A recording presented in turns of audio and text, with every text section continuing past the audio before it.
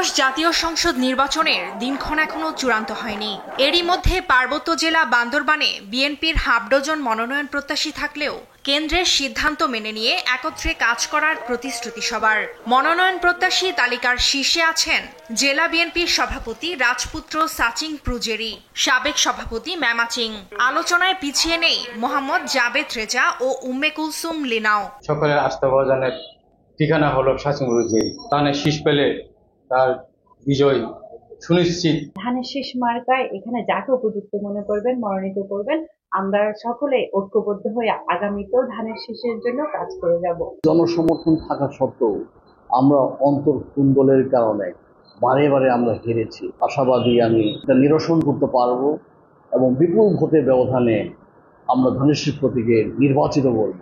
এদিকে দলের একক মনোনয়ন পেয়ে জামাতের প্রার্থী অ্যাডভোকেট আবুল কালাম নাইক্ষ্যংছড়ি, লামা, আলীকদম ও সদর উপজেলায় প্রচারে ব্যস্ত সময় পার করছেন। পাহাড়ি বাঙালির আর্থসামাজিক উন্নয়নে কৃষিভিত্তিক অর্থনীতি, কুটির শিল্প, ইকো ট্যুরিজম নিয়ে কাজ করতে চান তিনি। সাম্প্রদায়িক সম্প্রীতির একটা উজ্জ্বল দৃষ্টান্ত স্থাপন করার মাধ্যমে এই জনপদকে সাস্টেনেবল ডেভেলপমেন্টের আওতায় এনে বান্দরবানকে একটি উন্নত জেলা হিসেবে পরিণত করা।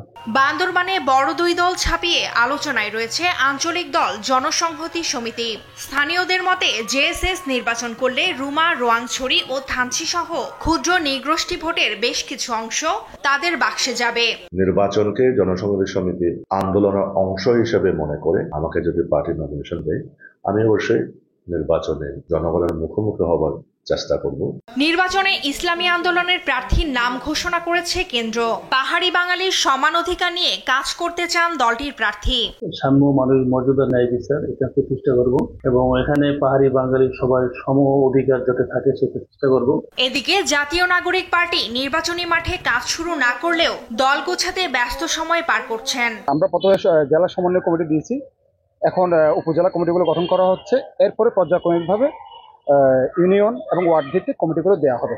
সৎযোগ্য এবং পরোপকারী ব্যক্তিকে এবার নিজেদের জনপ্রতিনিধি করতে চান ভোটাররা। যিনি টেন্ডারবাজি থেকে শুরু করে দুর্নীতি থেকে শুরু করে অন্যান্য যে জনগণের সম্পদ লুণ্ঠিত হওয়ার জায়গাটি আছে সেটি যিনি বন্ধ করবেন বলে মনে হয়, এমন একজন লোককে আমরা চাই। বান্দরবান আসনে মোট ভোটার 3,10,037 জন।